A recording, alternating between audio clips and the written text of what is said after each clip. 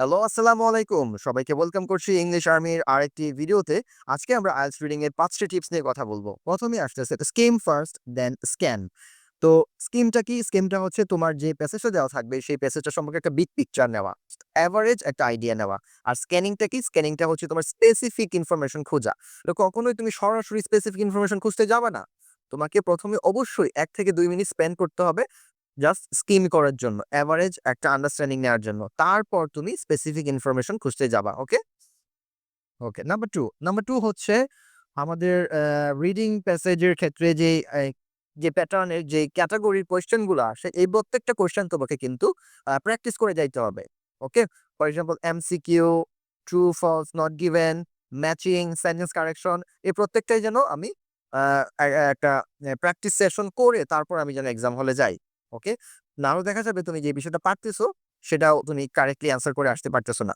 So true, false, not given, matching MCQs and sentence correction এ ধরনের যত possible ক্যাটেগরিতে প্রশ্ন আসতে পারে এই সবগুলো আমরা প্র্যাকটিস করব। ওকে? নাম্বার 3 হচ্ছে টাইম ম্যানেজমেন্ট। টাইম ম্যানেজমেন্টের ক্ষেত্রে এটা অনেকেই স্ট্রাগল করে। ফর এক্সাম্পল হয়তো অনেকে একটা কোয়েশ্চেন নিয়ে বসে থাকে। ৫ মিনিট ৬ মিনিট হয়ে গেছে। সেই কোয়েশ্চেন নিয়ে বসে আছে। It's not a wise decision. Okay? তোমাকে যেটা করতে হবে কোনো প্যাসেজেই তুমি ২০ মিনিটের বেশি সময় ব্যয় করবা না। ওকে? কোনো প্যাসেজে ২০ মিনিটের বেশি সময় ব্যয় করবা না। আর কোনো একটা প্রশ্ন নিয়ে তুমি স্টাক হয়ে থাকবা না। Just skip and return letter. Skip and return letter.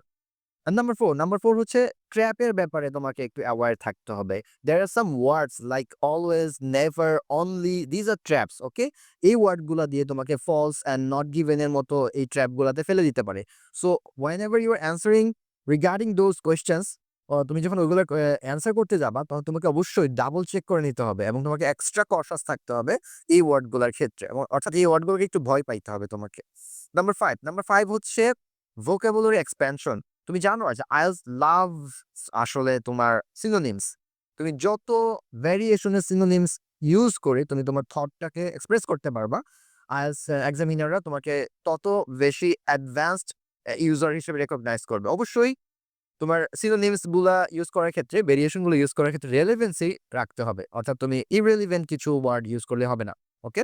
So these were our 5 tips for you. আশা করি তোমাদের এই টিপস গুলো অনেক কাজে লাগবে। এরকম আরো ভালো সুন্দর, সুন্দর টিপস পেতে আমাদের পেজটা অবশ্যই তোমরা লাইক দিয়ে রাখবা। অবশ্যই শেয়ার করবা তোমাদের ফ্রেন্ডদের সাথে। দেখা হবে আরেকটা কোনো ভিডিওতে। আসসালামু আলাইকুম।